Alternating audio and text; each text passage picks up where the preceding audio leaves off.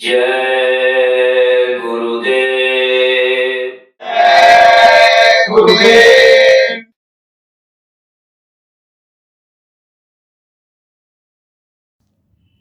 जय गुरुदेव। जय गुरुदेव। कैसे के शंभु मनाऊं, बिना गुरु भेद न पाऊं। कैसे के शंभु मनाऊं, बिना गुरु भेद न पाऊं। युग युगान से भर मत डोलूं, युग युगान से भर मत डोलूं। यह दुख काहि सुनाऊं, बिना गुरु भेद न पाऊं। यह दुख काहि सुनाऊं, बिना गुरु भेद न पाऊं। योगिया बिना कौन योग बताए, योगिया बिना कौन योग बताए। योगिया पे कैसे मैं जाऊं, बिना गुरु भेद न पाऊं। योगिया पे कैसे मैं जाऊं, बिना गुरु भेद न पाऊं। मथुरा जगन्नाथ रामेश्वर, मथुरा जगन्नाथ रामेश्वर। भटकी भटकी बहु आऊं, बिना गुरु भेद न पाऊं। भटकी भटकी बहु आऊं, बिना गुरु भेद न पाऊं। काशी वास किया कार्तिक दिन, काशी वास किया कार्तिक दिन। शिव दर्शन नहीं पाऊं, बिना गुरु भेद न पाऊं। शिव दर्शन नहीं पाऊं, बिना गुरु भेद न पाऊं। अगणित मंदिर अगणित मूरत, अगणित मंदिर अगणित मूरत। पर बहु माथ नवाऊं, बिना गुरु भेद न पाऊं। पर बहु मात नवाऊं, बिना गुरु भेद न पाऊं। बेल पत्र फल फूल विविध विधि, बेल पत्र फल फूल विविध विधि। भरी भरी भाव चढ़ाऊं, बिना गुरु भेद न पाऊं। भरी भरी भाव चढ़ाऊं, बिना गुरु भेद न पाऊं। सब कुछ करी करी जब मैं थाकी, सब कुछ करी करी जब मैं थाकी।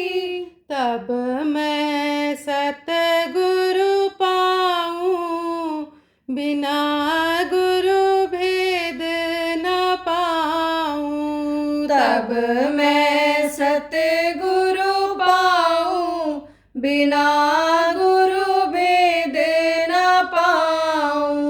जय गुरुदेव मिले जब मोहि शिव, जय गुरुदेव मिले जब मोहि शिव, शिव से शिव को पाऊं, बिना गुरु भेद न पाऊं। शिव से शिव को पाऊं, बिना गुरु भेद न पाऊं। कैसे के शंभु मनाऊं, बिना गुरु भेद न पाऊं। कैसे के शंभु मनाऊं, बिना गुरु भेद न पाऊं। जय गुरुदेव, जय गुरुदेव।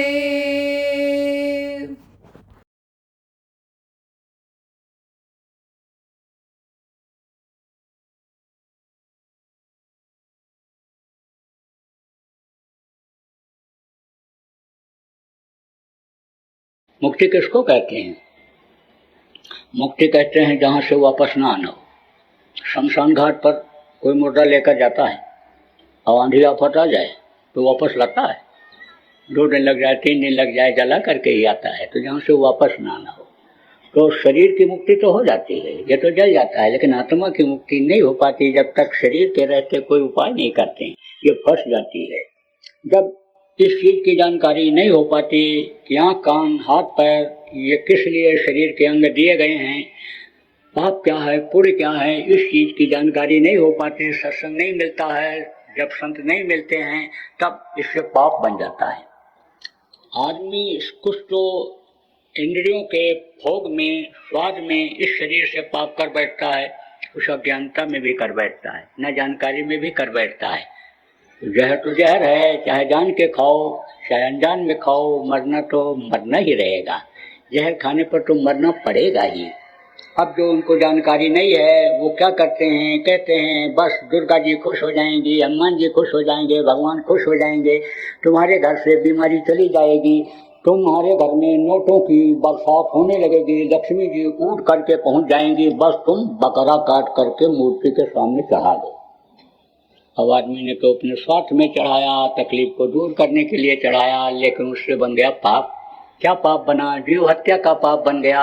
तो ये सब पाप इकट्ठा होता जाता है और हिसाब होता है, बीच बीच में भी हिसाब होता है। अमावस्या पूर्णिमा जो आती है हिसाब होता है, और उसमें शरीर से तो तकलीफ झेलनी ही पड़ती है। जैसे कोई चोरी करे तो उसको सजा मिलती है, यहाँ सजा मिलती है, लेकिन कुछ सजा ऐसी होती है कि जो यहाँ नहीं मिलती है। मान लो कोई छिपा के कर लिया तो उसके कैमरे के आगे तो कोई बच नहीं सकता है। यहाँ तो छिप करके भले कहो कर लो, क्या कहीं कोई देख रहा है, लेकिन जिसको नहीं देख रहे हो तो सब देख रहा है, तो उसके कैमरे से नहीं बच सकते हो। शरीर छूट जाएगा तब जीवात्मा को भोगना पड़ेगा। जीवात्मा जाएगी, नरकों में जाएगी, 84 में जाएगी, काटी जाएगी, सड़ाई जाएगी, गलाई जाएगी, तपाई जाएगी। आप ये समझो ये बार बार आएगी इस मृतलोक में, दुख के संसार में बार बार आएगी, बार बार ये जन्मेगी, मरेगी, जन्मने और मरने की पीड़ा बर्दाश्त करनी पड़ेगी। कोई भी जन्मता हो इस धरती पर कष्ट होता है। आप ये समझो जैसे जड़ ही है, आप ये समझो कि बीज अंदर पड़ा है, और बीज जब ऊपर को निकलेगा तो धरती को फाड़ेगा, उस समय भी उसको तकलीफ होगी।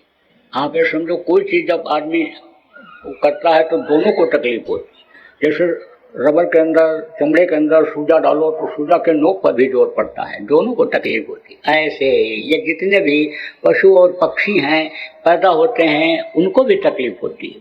और आप देखो ऐसे तड़प तड़प करके ये कीड़े मकोड़े मरते हैं, मरते समय उनको भी तकलीफ होती है और आपको भी तकलीफ होती है। मनुष्य को कहने का मतलब यह है मरते समय तकलीफ होती है। तो तकलीफ यानी जब तक ये जीवात्मा अपने स्थान पर नहीं पहुंच पाएगी जहां से उतारी गई है, तब से बराबर तकलीफ झेलना पड़ेगा, जन्मने मरने की पीड़ा झेलनी पड़ेगी, इस मृतलोक में आना पड़ेगा। आप समझो प्रेमियों कि जब अंतर में मानसरोवर है उसमें ये जीवात्मा स्नान कर लेती है, तब ये नीचे फिर नहीं उतरती है। तब स्वदेश की जीवात्माएं आती हैं, इसको नहला धुला करके डोली पर बिठा करके आदर के साथ सम्मान के साथ सतलोक पहुंचा देती। सतलोक पहुंच भी गया, कब नीचे नहीं आता। कोई जरूरी नहीं है कि सायुज्य मुक्ति ही मिले, कोई जरूरी नहीं सामीप्य मुक्ति ही मिले, कोई जरूरी नहीं है कि सालोक ही मुक्ति मिले, सालोक मुक्ति ही मिल जाए तो भी ये नीचे नहीं उतरती। और सालोक मुक्ति किसको कहते हैं? सामीप्य और सारूप मुक्ति, ये भी बता दूं आपको। जो सतलोक पहुंच जाते हैं उनको कहते हैं इनको सालोक मुक्ति मिल गई।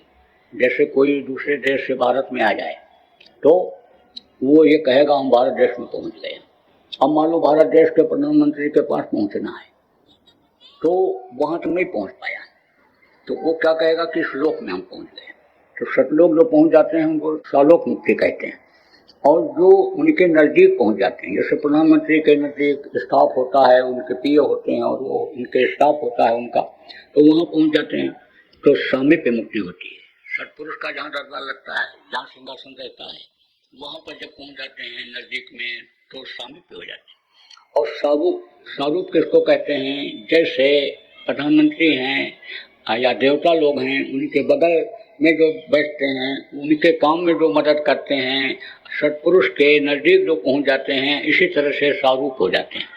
जैसे आप देखो कि यमराज सबके कर्मों की सजा देते हैं, वो जिस तरह के हैं उसी तरह के आप ये समझो चित्रगुप्त उनके मंत्री भी, कपड़ा भी उनका इसी तरह का है, वो भी इसी तरह के हैं। देखने में ये नहीं लगता है कि अलग हैं कि ये एक हैं, लेकिन दर्जा नीचा होता है इसलिए नीचे कुर्सी पर बैठते हैं। और जिन्होंने चक्रों का भेदन किया उन्होंने देखा कि एक तरफ तो दक्षिण कमल पर यानी समझो ये उदा चक्र है। अब इतना समय नहीं है आपको ज़्यादा विस्तार में बताने का, लेकिन चक्रों का भेदन पहले के समय में लोग करते थे। चक्रों का भेदन जब करते थे, जीवात्मा मोटी बात समझ लो यहाँ बैठी हुई पूरे शरीर को यही चलाती है। इसमें 6 चक्र हैं, खट चक्र जिसको कहते हैं, आज्ञा चक्र, कंठ चक्र, हृदय चक्र, नाभि चक्र, इंद्रिय चक्र, गुदा चक्र। सबसे नीचे गुदा चक्र है, यह नीचे के अंगों को चलाता है। जब ये चलता रहता है, रुक जाता है तो नीचे के अंग शून्य पड़ जाते हैं। तो नीचे से जब लोग प्राणों को खींचते थे, 10 प्रकार के प्राण हैं, 5 प्रकार के नीचे, 5 प्रकार के ऊपर। 5 प्रकार के प्राण यहाँ हमेशा रहते हैं। 5 प्रकार के प्राण यानी समझो कि ऊपर निकल जाते हैं, चले जाते हैं। जीवात्मा जब निकलती है तो ऊपर के प्राणों का कोई काम नहीं रहता है, लेकिन ये जो नीचे के प्राण रहते हैं ये जीवात्मा को अपनी तरफ खींचते हैं। इसीलिए शरीर याद रहता है। हमने तो शरीर ही भूल जाए तो जीवात्मा फिर इसमें आवे ही नहीं, अगर निकल जाए ऊपर तो इधर आएगी नहीं, लेकिन वो खींचते हैं तब ये याद आ जाता है। कुछ दूर तक तो याद रहता है, कुछ दूर तक तो दिखाई पड़ता है कि देखो ये हमारा शरीर है, हम ऐसे आंख बंद के बैठे हुए हैं, लेटे लेटे जो ध्यान लगाते हैं निकल जाते हैं, देखते हैं ये शरीर पड़ा हुआ है, वो दूर तक याद, उसके बाद सब भूल जाता है। लेकिन ये जो प्राण होते हैं ये बराबर खींचते हैं उसको, उससे जैसे संबंध बना रहता है जीवात्मा, तब फिर फट से जीवात्मा याद आ जाती है जीवात्मा को, ये अभी हमको उधर जाना है, अभी हमको वापस आना है। तो ये जो है खींचते थे लोग। तो 4 दल कमल पर समझो लाल रंग पर ये बैठे हुए हैं। कौन बैठे हैं? यानी गणेश जी बैठे हैं और रिद्धि सिद्धि बैठी हुई हैं, जो इनकी देवी हैं। समझो जहाँ गणेश रहते हैं वहाँ कहते हैं कि रिद्धि सिद्धि रहती हैं। रिद्धि सिद्धि जब रहती हैं कोई चीज़ कमी नहीं होने पाती है। देखो बहुत से सेठ लोग श्री गणेशाय नमः लिखते हैं तो रिद्धि सिद्धि भी लिख देते हैं। पूछो क्यों लिखते हो? कहते हैं लिखा जाता है, लिख देते हैं, मालूम नहीं कौन है क्या है। तो चारों दल कमल पर यानी बीच में तो ये बैठे हैं, पूरब की तरफ बैठे हुए हैं। 4 पंखुड़ियां हैं ऐसे कमल की। पूरब तरफ कौन बैठा है? पूरब तरफ बैठे हुए हैं आपके राजा इंद्र। इंद्र सबके राजा हैं, इनका भी स्थान होता है। इनका भी कोई हमेशा के लिए नहीं होते हैं। जैसे गुरु और सदगुरु का पावर होती है, मनुष्य शरीर का नाम नहीं होता है, ऐसे इनका भी है। तो कुछ समय के लिए ही होते हैं। उनकी पत्नी शची जिनको कहते हैं वो दिखाई पड़ती है। पूरा उत्तर की तरफ आप देखो तो उत्तर की तरफ आपके वरुण दिखाई पड़ते हैं और समझो कि ये जो दक्षिण का कमल है उधर ये यमराज दिखाई पड़ते हैं।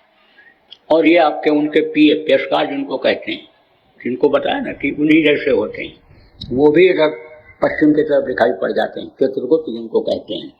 तो देखने में जो उनके ही जैसे लगने लगते हैं, पावर इतनी नहीं रहती है लेकिन उनके नजदीक रहते हैं बिल्कुल, तो उनको सामीप्य मुक्ति कहते हैं, सारूप मुक्ति कहते हैं। और जिनकी पूरी पावर उनमें आ जाती है, समा जाते हैं, एक तरह से कहा गया, उनको सायुज्य मुक्ति मिल जाती है। तो आपको समझने की जरूरत है कि जैसे जैसे यानी जरूरत पड़ती है शक्तियों को यानी नीचे उतारने की, उसी हिसाब से वो उतारते जाते हैं।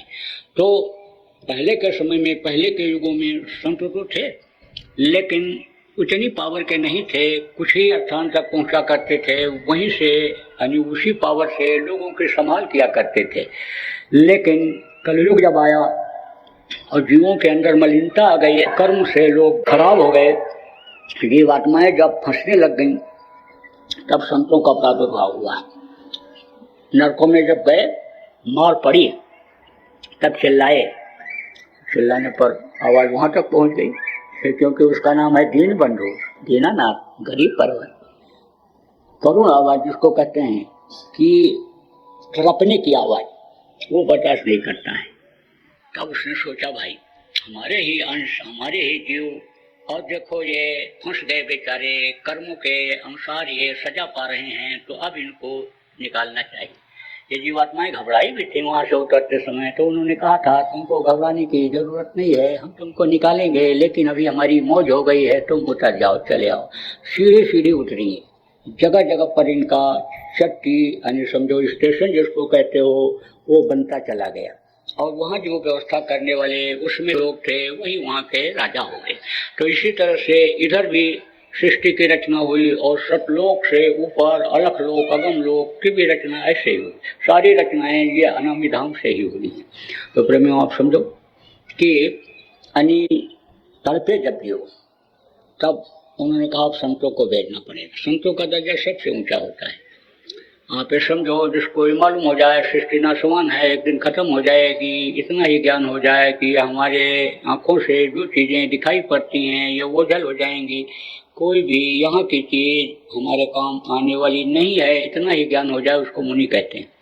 जो ब्रह्मा विष्णु महेश तक पहुंच जाते हैं, उनका दर्शन कर लेते हैं, उनको आप ये समझो देवर्षि कहते हैं। उनको ये नहीं कहते हैं जो परछाई देखते हैं चक्रों पर, दर्शन वो भी करते हैं, लेकिन वो परछाई है, बिल्कुल ओरिजिनल दर्शन नहीं करते हैं। जैसे कोई फोटो देख लेते हो तो कहते हो दर्शन हो गया, लेकिन वो दर्शन तो नहीं है। आप ये समझो कि सिनेमा देखते हो तो कहते हो ये हीरो है, ये हीरोइन है, ये साइड हीरो है, ये है, लेकिन है तो नहीं, वो पर्दे के ऊपर मौजूद तो नहीं है वो तो, लेकिन कहते हो कि उस हीरो ने कमाल दिखा दिया, हीरोइन ने देखो किस तरह से मनोरंजन किया, किस तरह से साइड हीरो ने इसके साथ पूरा किया, ये सब आप ये कहते हो या लौटते हो। बहुत से लोग सिनेमा देखने के बाद लौटते हो, लेकिन है नहीं, वो परछाई है। तो आप ये समझो कि इन देवताओं को जो ऊपर की तरफ हैं, आप ये समझो कि इनको लोग जब देखते थे तो उनके अंदर ताकत आ जाती थी, और समझो जब वहां तक पहुंच जाते थे तो वही देवर्ष कहलाते थे। और अभी देवर्ष उनको कहा जाता है, उनके अंदर पावर आ जाती है।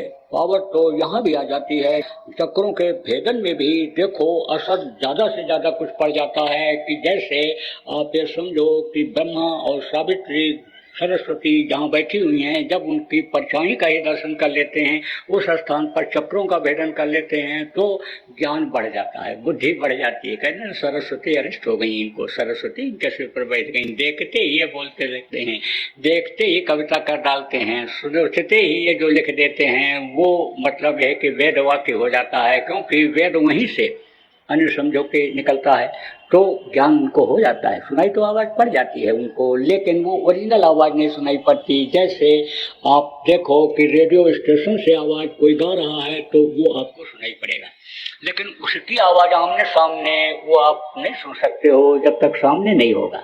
तो आपको समझने की जरूरत है प्रेमियों। और ऊपर गए, देवर्ष उनको कहा गया जो ब्रह्मा विष्णु महेश तक पहुंच गए, उनके आगे योगी योगेश्वर सार संत परम संत। अब आप कहोगे भाई ये परम संत होते कौन है?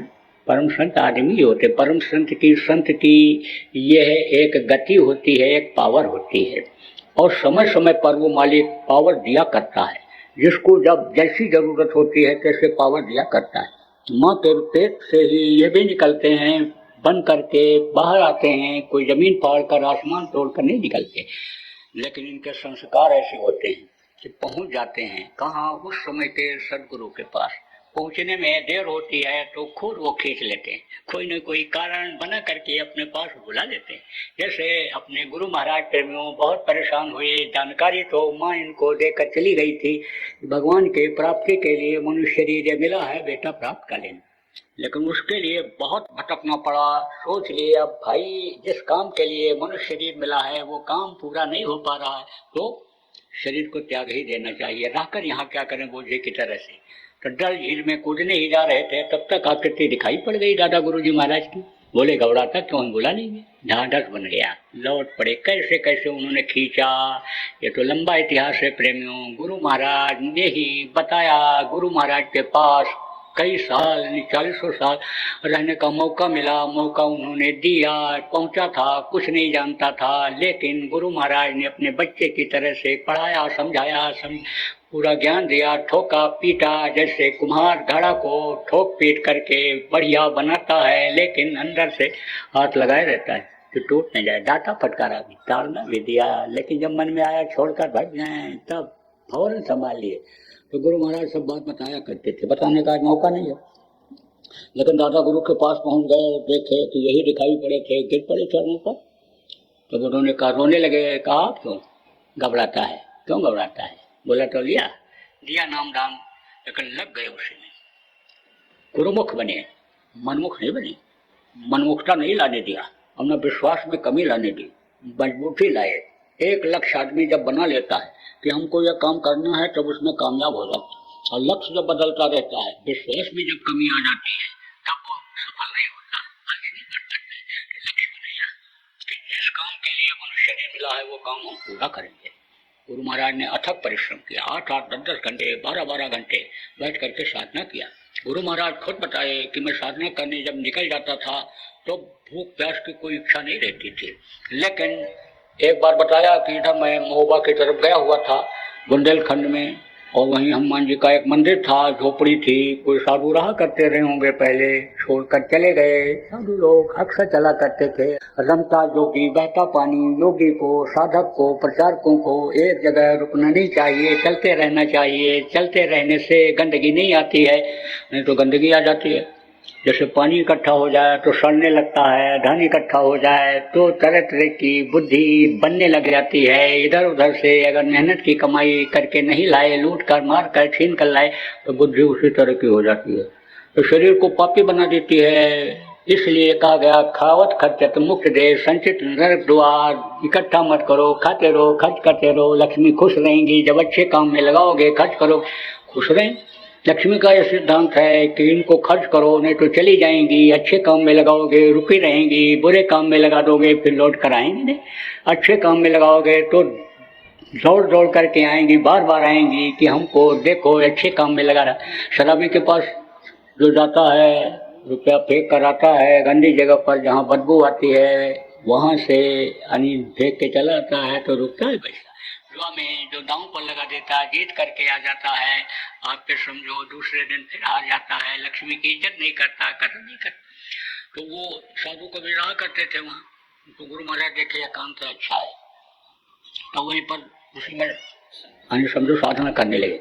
वहीं अमरूद के बगीचे वो जो साधु रहे थे लगा दिया था उन्होंने, फल उसमें आ रहा था।